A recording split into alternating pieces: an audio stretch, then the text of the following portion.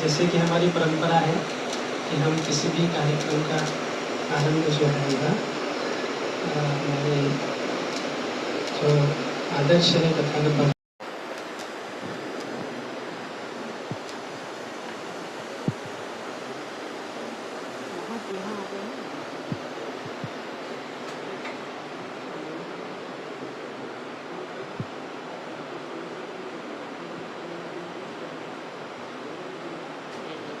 महाकारुणिक तथागत भगवान गौतम हंस Vijay Vijay.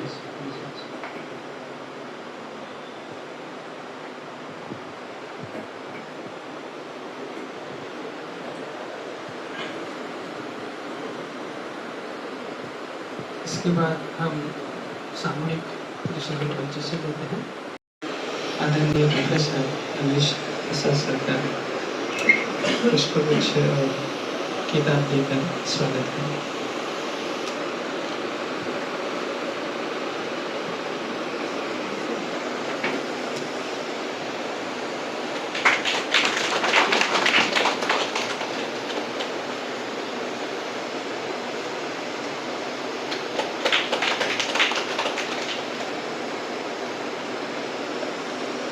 Professor Ramesh Prasad sir Sampurnanand विश्वविद्यालय के यहाँ पे पालेवर थेरवादा विभाग के विभाग प्रमुख है, डीन है, और इसके साथ साथ उनके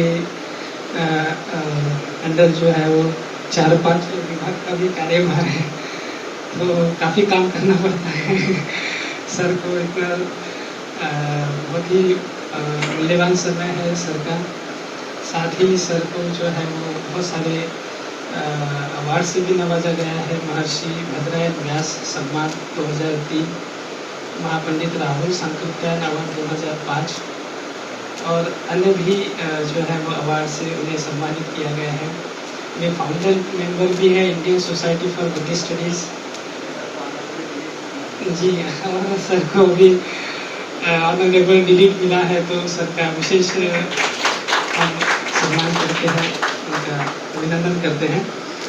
और सर जो है वो बौद्ध जगत के काफ़ी जाने माने व्यक्ति हैं और अपने वाणी से वे तो लोगों को प्रभावित करते ही करते हैं, साथ ही उनकी चर्या, उनका आचरण भी उतना ही प्रभावशाली है। सर जहाँ भी जाते हैं तो सर के चेहरे पर प्रसन्नता हमेशा बनी रहती है और वही प्रसन्नता सभी को प्रभावित भी करती है। सर ऐसे महान विद्वान को मैं यहाँ पे जो है वो आमंत्रित करता हूँ कि वे,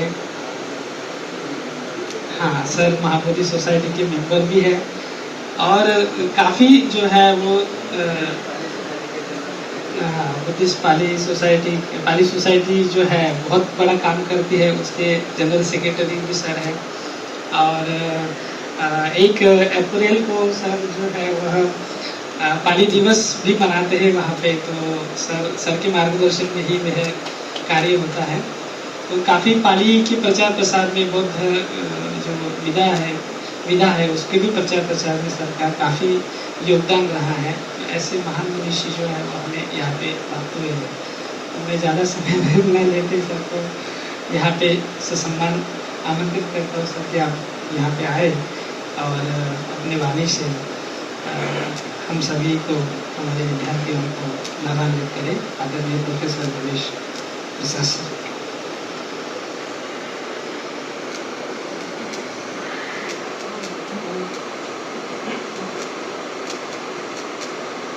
धन्यवाद सूर्य जी। उपस्थित है इस जो भवन है पूरा जिज्ञासुगण विद्वान वाले, मैं त्रिरत्न वंदना करना चाहूँगा।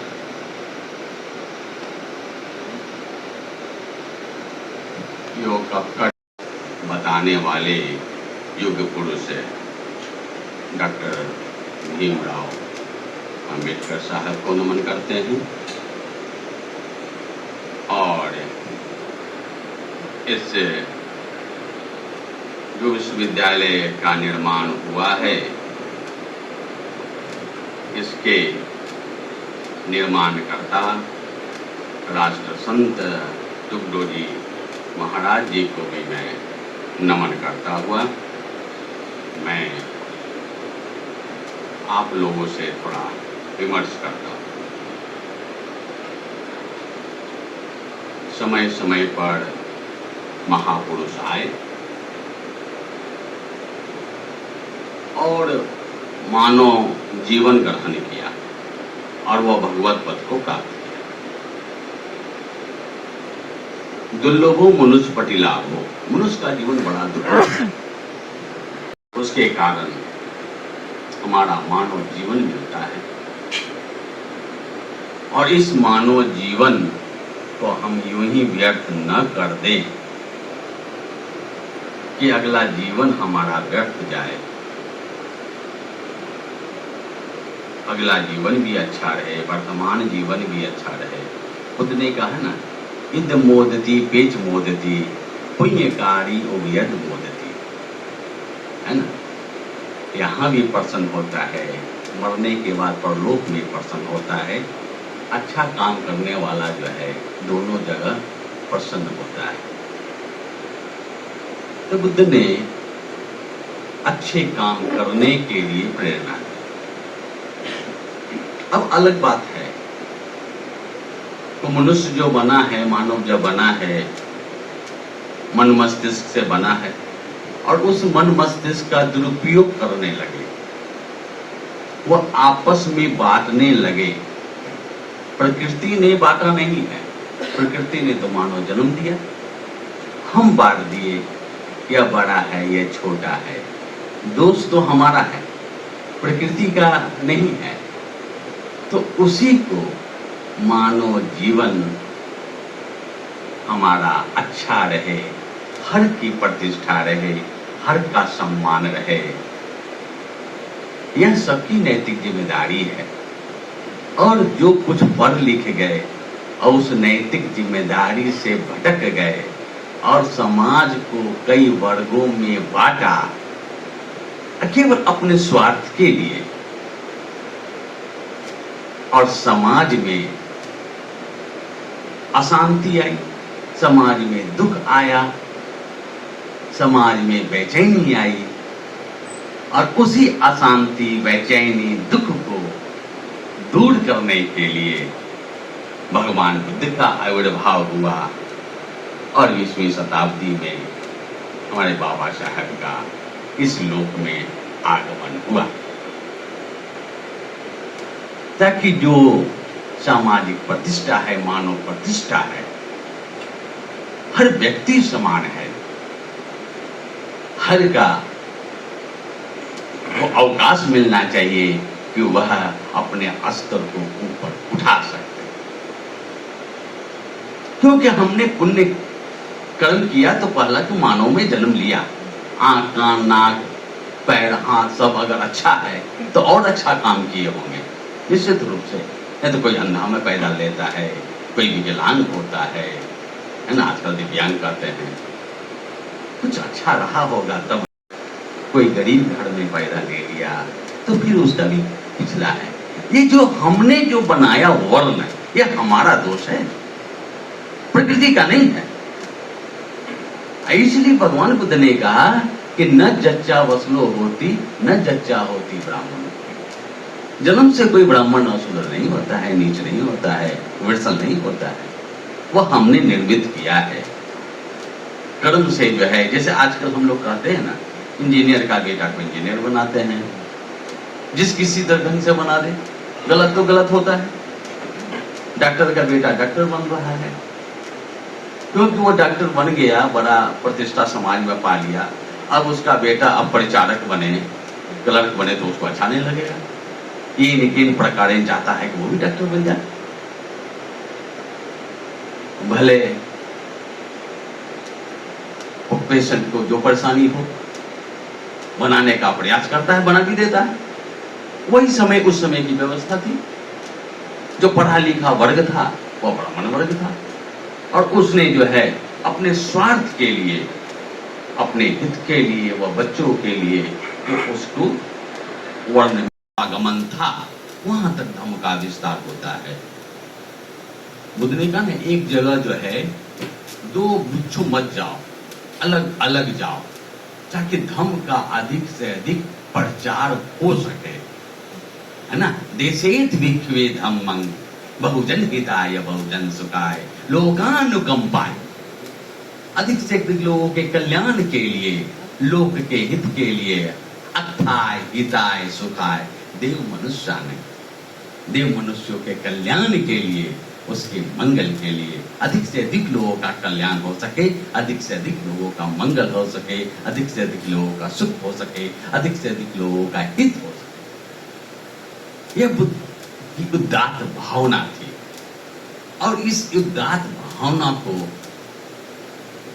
हर व्यक्ति तक वो लाना चाहते थे। लोग कहते हैं बुद्ध ब्राह्मण विरोधी थे, बिल्कुल गलत बात है। बौद्ध धर्म का फैलाने वाला तो ब्राह्मण ही थे। सारिपुत्र कौन थे, मोगलान कौन थे? पढ़ा लिखा वर्ण ही वही था। जब पढ़ा लिखा वर्ण वो था तो वो बुद्ध के पास आए, अब बुद्ध की शरण में चले गए। अगर ब्राह्मण विरोधी रहते तो ब्राह्मण तो नहीं आता इनके पास, क्योंकि बुद्ध के पास सत्य था और सत्य का विस्तार चाहते थे। हर व्यक्ति तक वह सत्य पहुंचे। और बुद्ध के जो बोध गया में बोधि वृक्ष के नीचे भगवान बुद्ध को ज्ञान मिलता है। ज्ञान मिलने के बाद जो उनके मुख से जो प्रथम उदाहरण निकलता है, जो प्रथम वचन निकलता है, वो तो ब्राह्मण शब्द ही निकलता है। आसपास कोई नहीं है, बुद्ध अकेले हैं। बोधि संबोधि प्राप्ति के बाद वो विमुक्ति सुख का आनंद ले रहे हैं पीपल वृक्ष के नीचे, बोधि वृक्ष के नीचे। और उनके मुख से अचानक वे शब्द निकलते हैं जो बाद में लोगों को बतलाते हैं कि बोधि वृक्ष के नीचे हमसे ये उदान निकला। उदान जो भावातिरेक में जो वचन निकलते हैं उसे उदान कहा जाता है।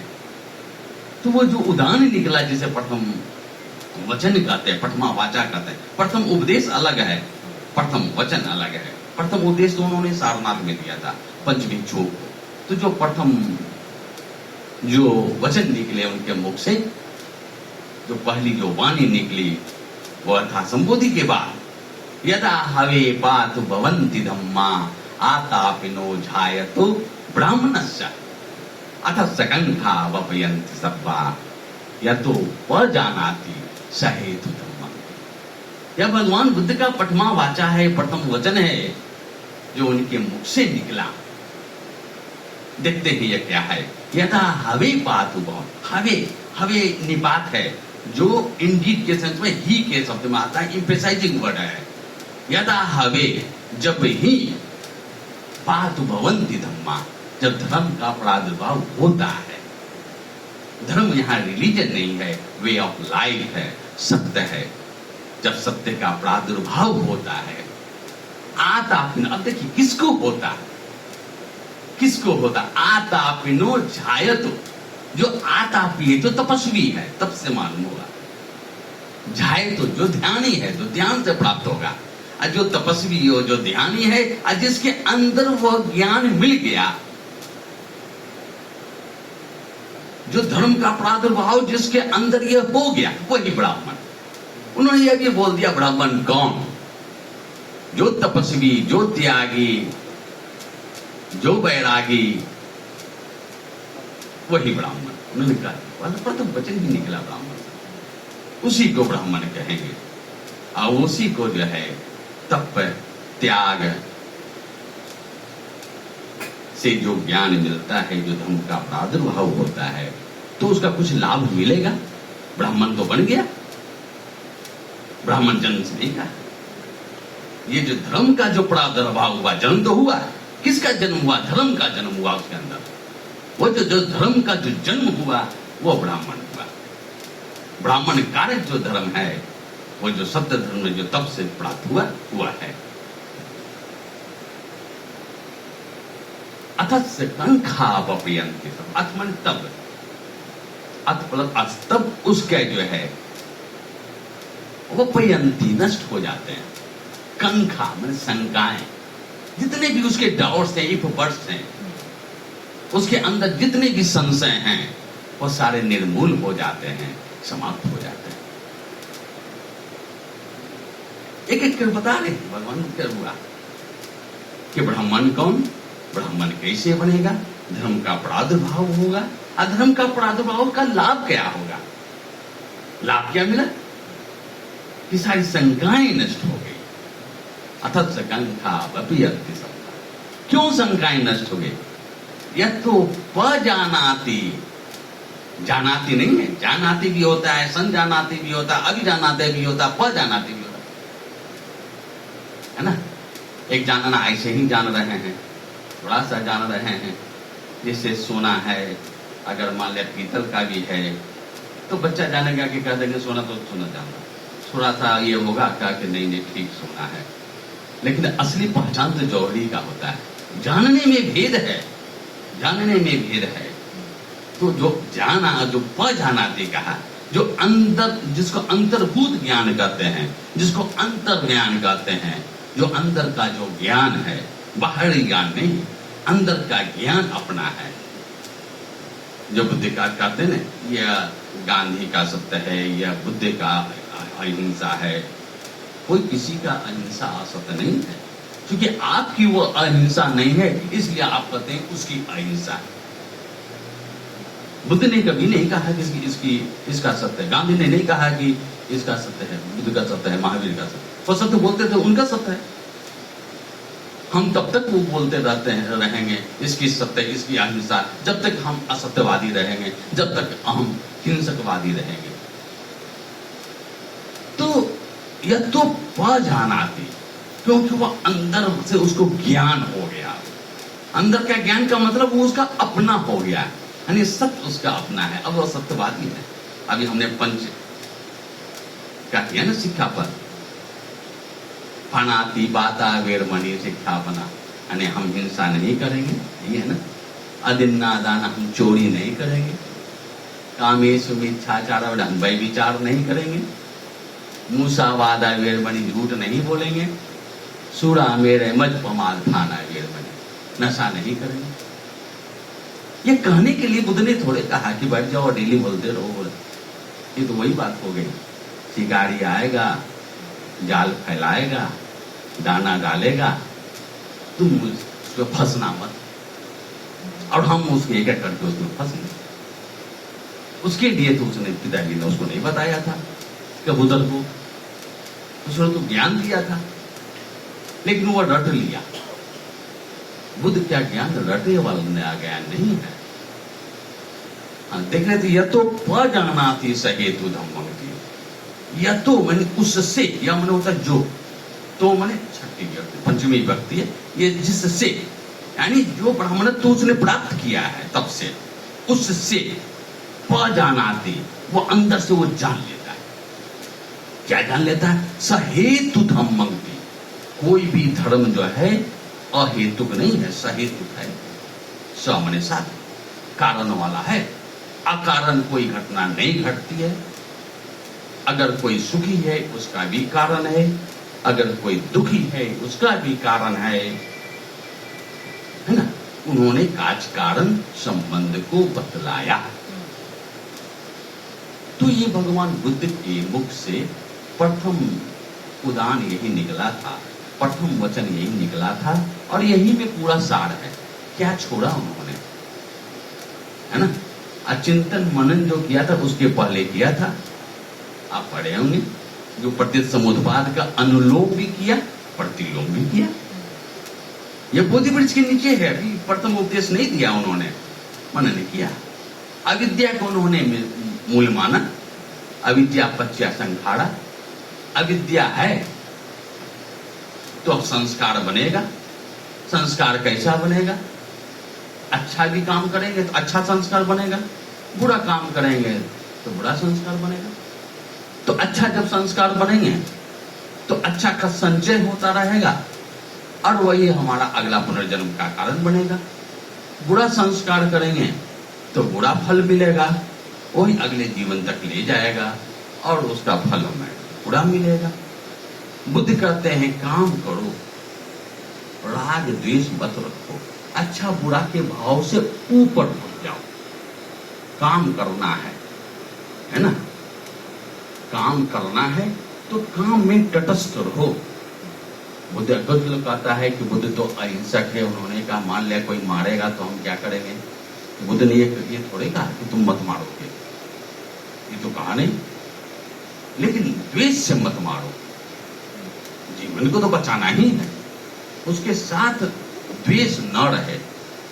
जैसे गांधी का कहते हैं, गांधी जो है जैसे अंग्रेज के साथ जब लड़ते थे तो जो करते थे तो पूरा बहस करते थे, लेकिन जब इंग्लैंड में गए पैसा था ही नहीं, उतना बहस किया, फिर बाद में उन्होंने कहा कि 2 पैसा दो तब हम जाएंगे देश अपना, पैसा ही नहीं मेरे पास। तो घबराया। जो अंदर का जो ज्ञान है ना, राग द्वेष है नहीं, अपनी बात को रखना। बाबा साहब की बात नहीं तो बाबा साहब नहीं बन पाते। अपनी बात को रखा उन्होंने, द्वेष भाव से नहीं रखा, पूरा तर्क के साथ रखा। अतर्क के साथ रखा। जब आप सही हैं तो तर्क को मानना पड़ेगा और उसको स्वीकार करना पड़ेगा। और वही बुद्ध कहते हैं कि जो सत्य है उस सत्य को स्वीकार करना, यही हमारा जो है। इसी में भगवान बुद्ध के सारे वचन रहे, पूरा वचन जो है इसी में चलता रहा उनका। अविद्या नष्ट हो जाए, अधिक से अधिक नष्ट हो जाए। अब बहुत मैडम ने भी कहा कृष्ण अभिधम बहुत कहा, तो थोड़ा अभिधम के बारे में भी कुछ कह दूं। तो भगवान बुद्ध का जो है वो जानते ही है, 3 पिटक में है।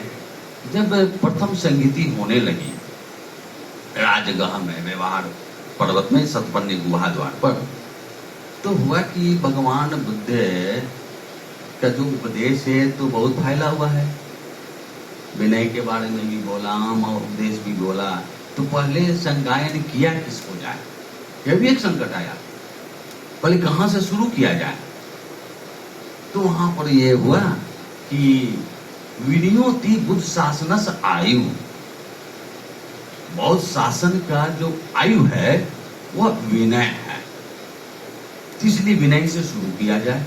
तो फिर उपाली ने, जानते हैं बताने की जरूरत नहीं है, उपाली ने अपना एक एक करके बातों को रखा और बाकी जितने भी वहां 499 और जो अरहंत थे उन्होंने उसे मौन से विकृति दी, विनय पिटक बन गया। तो वह विनय है क्या, बुद्ध घोष बोलते हैं विविध विशेष नयता। विविध माने विविध माने विभिन्न प्रकार के, विशेष विशेष रूप से, नयता ने माने ले जाना। विविध प्रकार के नियम है भगवान बुद्ध के, जानते हैं आपके 227 नियम भिक्षुओं के लिए है, भिक्षुणी के लिए 311 नियम है ना। भिक्षु विबंध भिक्षुणी विबंध में है, पातिमोक्ष भिक्षुणी पातिमोक्ष में है। अब ये जो विविध प्रकार के जो नियम है जो ले जाते हैं विशेष रूप से भिक्षु और भिक्षुणियों को, कहा ले जाते हैं तो ज्यो काय वाचानक, काय से कैसे संयम हो, वचन से कैसे संयमित रहे। आप आर्य अष्टांगिक मार्ग में देखे हैं, काय से संयमित कैसे रहेंगे, हिंसा नहीं करेंगे, चोरी नहीं करेंगे, व्यभिचार न करेंगे। इस तरह से काय को वो संयमित रखता है। वचन से संयमित कैसे रखेगा, झूठ नहीं बोलेंगे, मूसावादा वीरमणि, कृष्णाय वाचाय, कृष्णा वाचा वीरमणि नहीं होता है, कृष्णाय वाचाय वीरमणि। कृष्णा शब्द है तो वो आपको लता की तरह चलेगा, है ना। तो कृष्णाय वाचाय वीरमणि, बहुत लोग कृष्णा वाचा वीरमणि करेगा, फरसा वाचा वीर, फरसाय वाचाय वीरमणि, है ना। तो कृष्णाय माने किसी की निंदा नहीं करना है, शिकायत नहीं करना है। फरसा वाचा, कठोर वचन नहीं बोलना है।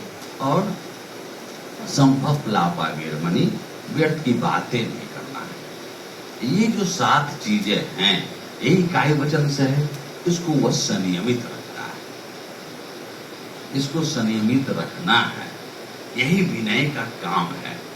जब ये हो जाएगा तो मन हमारा अपने शांत हो जाएगा। मन तो इसी के कारण भटकता है, इसको संयमित रखना है। तो विविध विशेष नयत्ता विनियतो चेयो काय वाचानंग विनियत विदुही अयं विनियो विनियोत्य। विनय के जानकार जो है इसी को विनय बतलाते हैं, यही विनय है। फिर उसके बाद सुध की बात आती है। तो भगवान बुद्ध के जितने भी उपदेश थे उस समय प्रथम संगति में सुध पिटक नहीं था, धम्म पिटक था। तो धम्म में ही सुध भी था, अभिधम्म भी था। तो विनय को हटा दे तो जितने भी उपदेश रहे वह धम्म के अंतर्गत आ गए भगवान बुद्ध के। और फिर तृतीय संगति में आकर के, द्वितीय संगति में ऐसा ही चलता रहा, तृतीय संगति में आकर के मौगलीपुत्र की अध्यक्षता में 3 पिटक का अस्तित्व आया। यानी धम्म को 2 भागों में बांट दिया गया, शुद्ध में और अभिधम्म में। तो अभिधम्म में जो धम्म शब्द रहा और उसमें अभि जोड़ दिया। अभि उपसर्ग है जो विशेष के रूप में है। धम्मातिरेक धम्म विशेष अथेन अभिधम्मो, जो अतिरेक एक्स्ट्रा ऑर्डिनरी जो है, the dhammas which are extraordinary deep performed in nature, वे धर्म जो गंभीर है, जो उत्तम है, जो अतिरेक है, जो विशेष है, सामान्य से ऊपर की बातें जहां कही गई है वो अभिधम्म है। अब अभिधम्म का मूल विषय जो है ना, सत्य का भी है, विनय का है, मानव है, मानव का कल्याण है। तो वहां जो बताया गया कि मानव है कौन, किसे मानव कहेंगे, तो शुद्ध में जो मानव बताया गया वह बताया गया कि पंचखंड के माध्यम से ज्यादा बताया गया। रूप है, वेदना है, संज्ञा है, संस्कार है, विज्ञान है। पंचोपादान खंडाति दुखा बताया गया। पंचखंड के प्रति जो आसक्ति है वह दुख है। लेकिन अभिधम्म में जो है वह मानव को नाम और रूप के रूप में बतलाया गया है ना। तो नाम के अंतर्गत जो है वह जो बाकी जो 4 स्कंध है, रूप को हटाकर वेदना, संज्ञा, संस्कार और विज्ञान, ये 4 स्कंध नाम हो गए, मन से संबंधित है। अब बाकी नाम है। तो बुद्ध को भी वज्रवादी कहा जाता है, यानी हर चीज को बांट करके छोटे बतलाते हैं ताकि वह बातें बोधगम हो सके। जहां बता रहे हैं उस वहां तक पहुंचे, केवल बतलाना मत न रहे, उसके दिल को छुए। जब उसके दिल को छुएगा तभी वह आचरण में लाएगा। जब वो आचरण में लाएगा तो उसका कल्याण हो जाएगा। इसलिए बुद्ध का जो उपदेश है उसको 3 भागों में बांटा गया, परियत्ति, प्रतिपत्ति और प्रतिवेदा। परियत्ति माने भगवान बुद्ध ने जो कह दिया परियत्ति है। प्रतिपत्ति अपने जीवन में हम पालन करें, उन्हें जो परियत्ति का पालन हम करेंगे, जो परियत्ति का हम पालन अपने जीवन में कर रहे हैं वह प्रतिपत्ति है। अब प्रतिवेद, वो पालन करते करते जो हमारा अंतर्बोध हो गया, जो अंतर ज्ञान हो गया, वही प्रतिवेद है। इंसाइट जिसको कहते हैं, जिसको इंसाइट कहते हैं, जो अंदर का बोध हो गया वह हमारा ज्ञान हो गया। और वो बुद्ध का ज्ञान नहीं रहा, वह हमारा ज्ञान हो गया। अब बुद्ध यही चाहते थे कि हर लोग अरिहंत हो जाए। बुद्ध ने आचार्य मुष्टि नहीं रखा।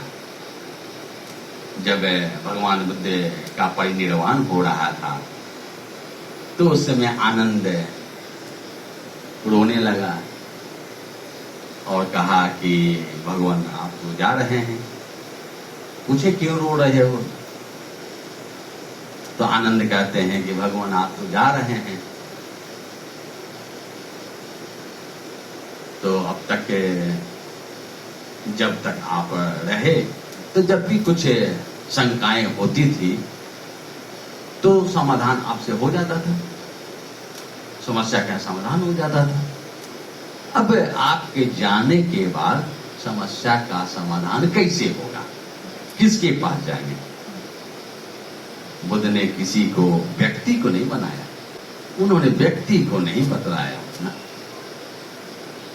उन्होंने कहा यो मया धम्मो च विनयो च देशितो पयत्तो सो वो मम चेन तुम्हाकं सत्ता।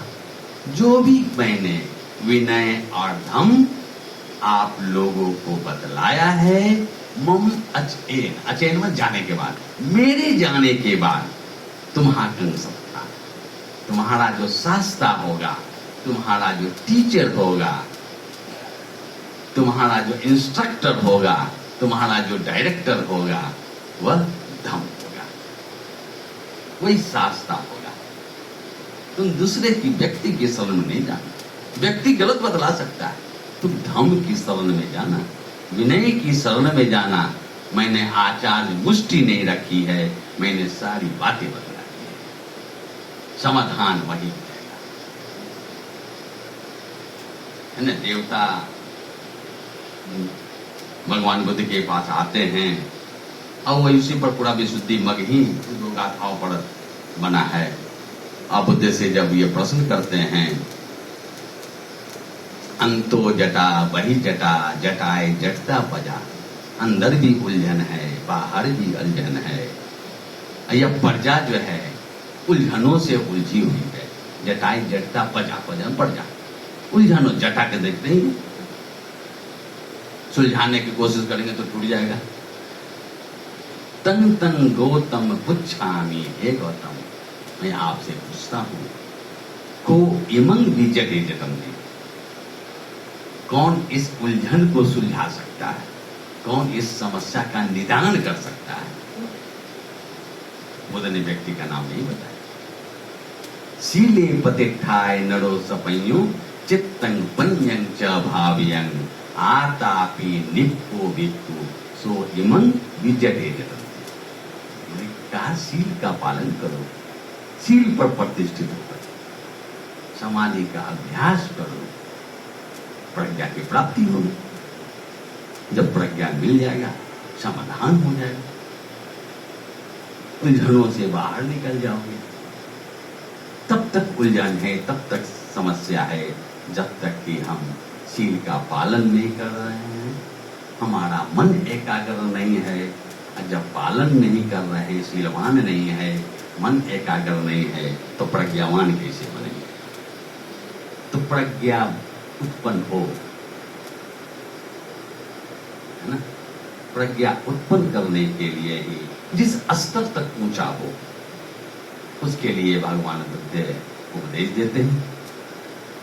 पैया उपज्यमाना अभिज अंधकार वीद वेती, पैया उपज्यमाना अभिज अंधकार वीद वेती, अविद्या का अंधकार नष्ट हो जाता है। पैया का उत्पन्न होते हैं, दोनों अपोजिट है। अविद्या तब तक है जब तक कि आपके पास प्रज्ञा नहीं है। प्रज्ञा उत्पन्न हो गई, अविद्या नष्ट हो जाएगी। लाइट जलाए, अंधेरा खत्म, अंदर का लाइट जलाना है, वही प्रज्ञा है। इसलिए इनसाइड कहा गया ना, साइड में लाइट ही है, अंदर का प्रकाश है। अविज अंधकार वीद में थी, विद्यो भाषण जनेती, विद्या का जो प्रकाश है वह फैलता है। और ये सत्य तत्तो योगा वचन अनित्यं तीवा दुखं तीवा अनत्ता तीवा संपय्याय पश्यति। सब कुछ अनित्य है, कोई चीज नित्य नहीं है। लेकिन व्यक्ति जो है अविद्या के कारण ही उससे चिपका रहता है, राग करता है, द्वेष करता है। मेरा घर है, मेरा बेटा है, मेरी पत्नी है, मर गया कहाँ का बेटा कहाँ का। तो लेकिन अब देखते होंगे कोई व्यक्ति बहुत ज्यादा जो है रागी रहता है, कोई कम रहता है, वो ज्यादा चिपका रहता है।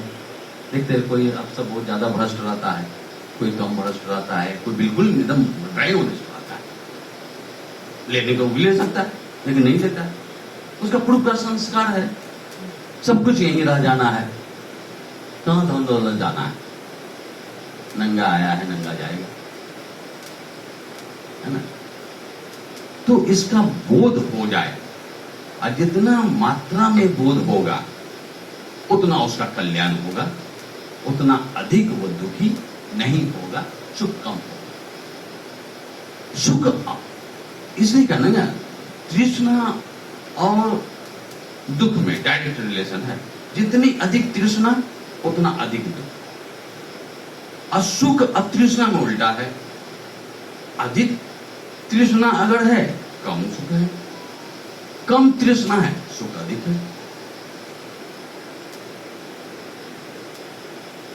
ना। कहा गया ना, सहस्रं प्रियं दुखं भी सहस्रं। अगर आपने 1000 प्रिय बना रखा है, 1000 तृष्णाएं पाल रखा है, तो दुख भी 1000 है। शतं प्रियं दुखं भी शतं। अगर 100 प्रिय बनाया, 100 के साथ राग रखा, तो 100 दुख है। एकं प्रियं दुखं प्रिय में, अगर एक प्रिय है दुख भी एक है। नत्थि प्रियं दुखं की नत्थि, प्रिय नहीं है तो दुख भी नहीं है। प्रिय व्यक्ति के लिए नहीं, हर के लिए एक प्रिय, एक समभाव हो जाए।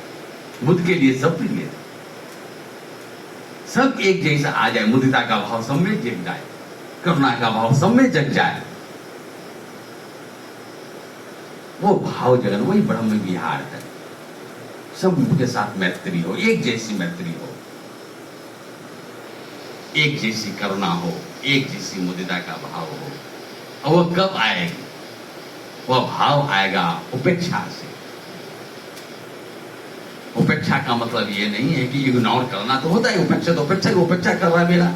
यहाँ राग की उपेक्षा करना है, यहाँ द्वेष की उपेक्षा करना है। अपने अंदर दूसरे व्यक्ति की उपेक्षा नहीं करना है, अपने अंदर की उपेक्षा करना है। जो अकुशल जो धर्म है उसकी उपेक्षा करना है। हमने अपने अंदर जो राग पाल रखा है, द्वेष पाल रखा है, क्रोध पाल रखा है, जो हिंसा का भाव है, असत्य का जो भाव है, उसकी उपेक्षा करना है। जब हम उसको उपेक्षा करेंगे, धीरे धीरे करते करते हम तटस्थ की स्थिति में आ जाएंगे। इसलिए धीरे धीरे करके, इसलिए अभिधम्म में जो है ना, चित्त भूमि को 4 भागों में बांटा गया। पहले व्यक्ति जो है वह इंद्रिय सुख में विचरण कुछ मालूम नहीं है। व्यक्ति जो जन्म लेता है तो ऐसा नहीं है कि जन्म तो जो है उसके अंदर राग द्वेष बहुत ज्यादा है। समाज उसको बांटता है। पहले समाज घर ही कहा जाता। घर जो है, माँ बाप जो है, वही सबसे पहला टीचर है। वही कहता है कि देखो मैं माँ हूँ, ये पिता है, फिर कहेगा ये दादा है, ये नाना है, फिर कहेगा ये भाई है, ये बहन है, फिर कहेगा ये बाहर वाला, ये भीतर वाला है, कहेगा इसके साथ उठना है, इसके साथ नहीं उठना है, उसके साथ बैठना है, इसके साथ नहीं खाना है, ये ऊंचा है, ये नीचा है। तो बच्चा तो बच्चा जहां रखे वहां खेलता रहता है, उसको खेलने नहीं देता। धीरे धीरे उसके अंदर जो है वो तो अबोध रहता है, राग द्वेष डालते जाते हैं, तो वो राग द्वेष का आदि हो जाता है। अहंकार उसके अंदर आ जाता है। अब जितना अधिक अहंकार उतना अधिक दुख, जितना अधिक राग द्वेष उतना दुख। अब उसी राग द्वेष को हटाना है, निर्मल करना है। बुद्ध ने कहा तुम्हें ही किच्चन आत्मपं अखातारो तथागता, हम यह कुछ नहीं कर सकते। तूने लाया है राग द्वेष, हटाना तुमको पड़ना जा। तुम्हें ही किच्चन आत्मपं, तुमको ही काम करना पड़ेगा। हम केवल अखातर हैं, यानी हम केवल उपदेशक हैं, हम रास्ता बतलाने वाले हैं। हम रास्ता बतला देते हैं। ये आर्य अष्टांगिक मार्ग है। सम्यक दृष्टि अगर चाहिए तो पहले संकल्प लो, मन में संकल्प लो, मन में ही सम्यक दृष्टि आएगी। इसलिए दोनों को कहते हैं प्रज्ञा। सम्यक दृष्टि प्रज्ञा, तो संकल्प पहले लो। तो इसलिए कुल जो कहता है शील पहले क्यों नहीं, शील इसलिए पहले तो संकल्प तो लो, तब ना आगे काम करोगे। पहले लक्ष्य निर्धारित करो। लक्ष्य निर्धारित हुआ कि हमको प्रज्ञा प्राप्त करना है, यानी सम्यक दृष्टिवान वाला बनना है। सम्यक दृष्टि हो तो यह पहले लक्ष्य हुआ, उसके लिए फिर संकल्प लिया। संकल्प क्या लेता है कि हिंसा नहीं करेंगे, चोरी नहीं करेंगे, व्यभिचार नहीं करेंगे, झूठ नहीं बोलेंगे, निंदा नहीं करेंगे, तो यही ना है सम्मा दिट्ठी, सम्मा संकल्प, सम्मा वाचा, सम्मा कमंतो। कमंतो क्यों कहा गया? कमंतो क्यों कहा गया? सम्मा कम्बो कहते हैं, राइट एक्शन तो कहता है अंग्रेजी में, हिंदी में ठीक है सम्यक कर्म नहीं होगा, सम्यक कर्मांत ही कहेंगे। सम्यक कर्म गलत है, राइट एक्शन गलत है, कर्मांत ही कहेंगे। अब देखें कर्म 3 प्रकार के होते हैं, मनोकर्म, वची कर्म, काय कर्म, है ना। मेंटल एक्शन, वोकल एक्शन और फिजिकल एक्शन। पहले मन में विचार आता है, फिर वचन से बोलते हैं, फिर काम कर देते शरीर से। जैसे किसी से द्वेष रखे हैं तो क्या करेंगे, पहले मन में उसको दूर से देख लिए तो मन में द्वेष भाव उसके प्रति जग गया, बुद्ध तो है नहीं, अब द्वेष भाव जग गया, मन का काम हो गया। उसके बाद क्या करेंगे, आप 4 लोग हैं, आके उसको उकसाएंगे, है ना, कुछ बोलेंगे, आप शब्द बोलेंगे, वची कर्म हो गया, वोकल एक्शन हो गया। उसके बाद करेंगे उसको पीट देंगे, जान मार देंगे, कर्म का अंत हो गया, उसके बाद कुछ कर ही नहीं सकते। कर्मांत का मतलब है फिजिकल एक्शन। इसलिए सम्यक सम्मा कमंतों में देखेंगे कि मूसावादा वीरमणि नहीं, पानाति पाता वीरमणि, अदिन्ना दाना वीरमणि, कामेषु मिच्छाचार, यही 3 है। ये तीनों कर्म जो है शरीर से होते हैं, काय से होते हैं, इसलिए कमंतो कहा गया। कमंतो का अर्थ है शारीरिक कर्म, कायिक कर्म, फिजिकल एक्टिविटीज। तो अब हमने मन का कर्म कर लिया, वचन का कर्म कर लिया है, काय का कर्म कहा, बुद्ध ने कहा ये सारी शुद्धता होनी चाहिए। फिर उसके बाद ये सील का रखा, फिर जब सील से हम युक्त हो जाएंगे तब हम जो है सील से युक्त क्या। अब मान लीजिए मांस खा रहे हैं, अब कहें कि भाई पानाति पाता वीरमणि कैसे होगा, इसलिए कहा सम्मा आजीवो, आजीविका जो है वो सही होना चाहिए, आजीविका का साधन भी सही होना चाहिए। उन्होंने कहा ना कि मांस का व्यापार मत करो, अस्त्र शस्त्र का व्यापार मत करो, बीज का व्यापार मत करो, कहा ना। इसलिए कहा ना कि अगर ये सब व्यापार नहीं करोगे तो समाज के लोग मिलेगा ही नहीं, लेने वाला देने वाला दोनों नहीं रहेगा, तो समाज में जो है वह अहिंसा रहेगी। बेचोगे नहीं तो खरीदेगा नहीं, तो खाएगा नहीं। तो इस समाज के लिए जो उचित नहीं था भगवान ने उसको मना किया। वही सम्यक आजीविका है, सम्यक व्यायाम, व्यायाम माने जो कहते हैं मजबूती, जैसा शरीर को मजबूती करने, वह मन को मजबूती करने के लिए। अकुशल जो खराब जो है वह हमारे अंदर प्रवेश न करे, अब अच्छा जो है हमारे अंदर आए, इसका जो प्रयास करना है वही सम्यक व्यायाम है। अस्मृति माने उसके लिए जागरूक हम रहे, तब हमारा मन एकाग्र होगा, तब हमें सम्यक दृष्टि मिल जाएगी। यह भगवान बुद्ध ने बतलाया, ये भगवान बुद्ध का मार्ग है। इस मार्ग पर चलेंगे तो हमारा कल्याण निश्चित है। इसलिए बुद्ध ने कहा कि भाई हम स्वाखात यही पश्य को, भगवान बुद्ध का यही है ना, यही पश्य को आओ और देखो। बुद्ध ने नहीं कहा कि मानो ना, इसी में जो कुछ जो वैदिक के ब्राह्मण लोग थे वो दुखी हैं, वो कहते हैं कि भाई वेद का जो है वो ईश्वर प्रदत्त है, उसको मानना ही है। अरे भाई सही है तो मानेगा ही। बुद्ध ने कहा है कि हमारे वचन को भी तुम स्वीकार मत करो, तब स्वीकार करो जब तुमको अच्छा लगे तो स्वीकार करो। यही बस आओ और देखो, देखो कि सत्य बोल करके तुमको लाभ हो रहा है क्या हानि हो रहा है। हिंसा छोड़ने से तुमको लाभ हो रहा है कि हानि हो रहा है? नशा छोड़ने से लाभ हो रहा है कि हानि हो रहा है? अगर लाभ हो रहा है तो उसका पालन करो, तुम्हारा भी कल्याण, जग का भी कल्याण, समाज का भी कल्याण। बुद्ध का धर्म ही है यही पर सीखो। तो जो जैसे जो है ना परियत्ति अपटपत्ति, तो जैसे जैसे पटपत्ति करेगा, अब अंतिम है पटिवेद। तो मनुष्य को जो है 4 भागों में बांटा चित्त भूमि को। मनुष्य को क्या बांटे? मनुष्य का चित्त ही है। चित्त के स्तर जो है, चित्त भूमि का मतलब चित्त का लेवल ऑफ कॉन्शसनेस 4 भागों में बांट दिया। कामावचर, रूपावचर, अरूपावचर, अलोकुत्तर। जो काम में जो विचरण कर रहा है, इंद्रिय सुख में विचरण कर रहा है, कहने का मतलब जहां देख रहा है वही राग पैदा कर दिया। अच्छा लगने लगा तो वही देख रहा है, अच्छा लगने लगा वही सुन रहा है, बुरा लगने लगा द्वेष करने लगा। यही होता है ना, बुरा करने लगा। भगवान बुद्ध को तो एक कौन था, भारद्वाज था, वो जो है भगवान बुद्ध के पास आता है, बहुत गाली देता है ना, देते देते थक जाता है। बुद्ध कहते हैं और कुछ बोलना है? कहा कि नहीं बोलना है। बुद्ध ने कहा कि कहीं जाते हो? कहा कि जाते हैं। कैसी बात करते हैं आप? कि कुछ लेकर भी जाते होगे? कहा कहाँ लेकर जाते हैं? कि वो नहीं लेता है तब क्या करते हैं? कहीं वापस ले आते हैं। कहीं बस तो बस जो तूने दिया वो तो मैंने लिया ही नहीं।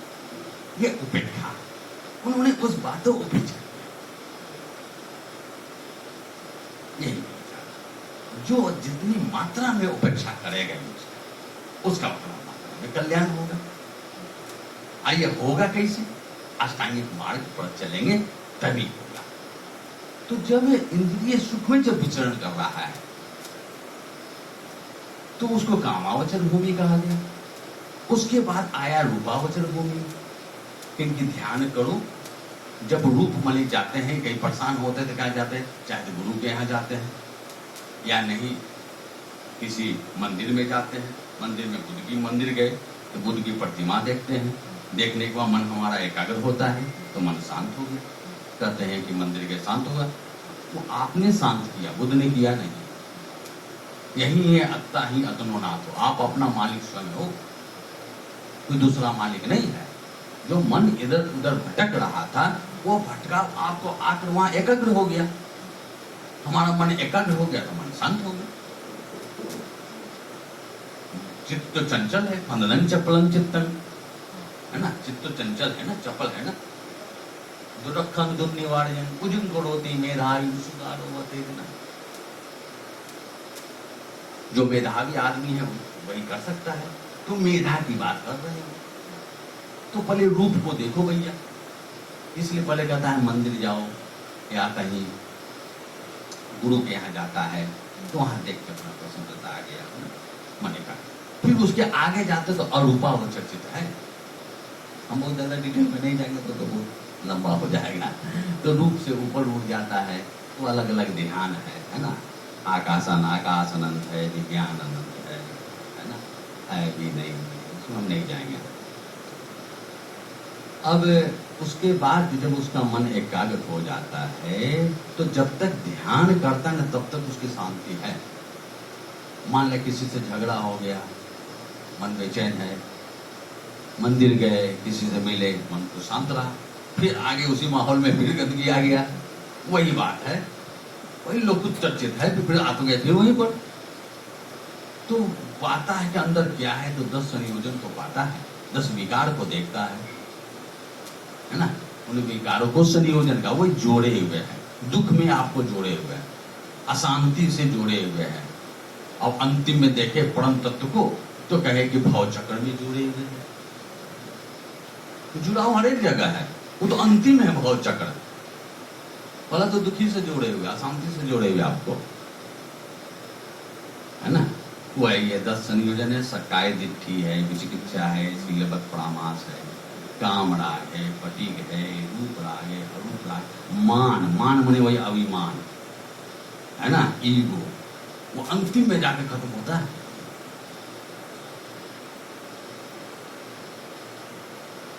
उसका अंतिम फिर जा करके अविद्या खत्म हो, तो मान उदच अविद्या, लास्ट में अविद्या है। जब मान खत्म हो जाता है तो भटकाव बिल्कुल खत्म होता है, मैंने होता भटकाव बिल्कुल खत्म हो जाता है, अविद्या भी नष्ट हो जाती है, विद्या उत्पन्न हो जाती है। विद्या उत्पन्न होते हम जान जाते हैं सारी चीज जो है अनित्य है, दुख है, अनात्म है। यही भगवान बुद्ध का जो है ना पठमा वाचा दो कहा जाता है। एक तो ये हो गया यदा हवे पातु भवन्ति धम्मा, और एक कहा जाता है अनेक जाति संसारं संधा विसंग अनिविसंग गहकारकं गवेशंतो दुखा जाति। गहकारक दिठोसी पुण्य हंग न कासी, सब पाते भासुका भग्गा घ कुटंग विसंकितं विसंखार गदं चित्तं तन्हानं के मरेगा। यह पठमा वाचा है, पहले वो निकल गई। ये उदान में है या धम्पक में भी है, जरावग में। अनेक जाति संग, जाति माने जन्म, अनेक जन्मों तक संसारन, इस संसार में मैं भटकता रहा। क्यों? संधा विसंग अनिविसंग, मैं क्यों जन्म लेता हूं, क्यों इस लोक में आता हूं, इसकी खोज करता हुआ मैं इस संसार में भटकता। जो 550 जो जातक कहानियां हैं भगवान, वही तो है। कई जन्मों का पुण्य का फल था कि अंत में भगवान को सम्यक संबोधि मिलता है बोधि वृक्ष के नीचे। एक जन्मों का यह फल नहीं था, अनेक जन्मों का वह पुण्य का संचय था। वही कह रहे हैं अनेक जन्मों तक, वो तो बैठे थे, कोई आसपास है नहीं। मैं देखता खोजता रहा, मैं कौन हूं, मैं क्यों दुखी हूं, क्यों आता हूं इस लोक में, इसका खोज करता हुआ अनेक जन्मों तक इस संसार में भटकता रहा। अनेक जाति संसारं सद्दा विसंग अनिविसंग गह कारकं गवेशतो। गह माने गृह, घर, कारक माने बनाने वाले। कौन यह शरीर जो घर बनाता है, ये जो हम जन्म ले रहे हैं बार बार, या क्यों ले रहे हैं, इसकी खोज करता होगा। कारकं गवेशंतो दुखा जाति पुनः पुनः। अब बार बार हम दुख भोगते हैं, इस लोक में आ रहे हैं और बार बार हम दुख को अनुभव कर रहे हैं। इसकी खोज करता हुआ मैं भटकता रहा। गहकारक दिठो से, हे घर बनाने वाली कौन? तृष्णा। गहकारक तृष्णा है, अविद्या। हे अविद्या, हे तृष्णा, दिठो से तुम देख लिए, मैंने तुम पे देख लिया। पुण्य गेहं न काशी, अब तुम घर नहीं बना सकते।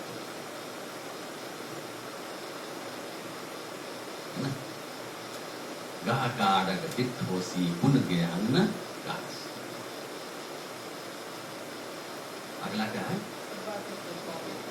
फास्तुआने सारी जो है अंग प्रत्यंग नष्ट हो गया है। अंग प्रत्यंग कौन है? फास्का बग्गा, संखार है ना, अविद्या बच्चा संखारा, संखार बच्चा वियानंग है ना।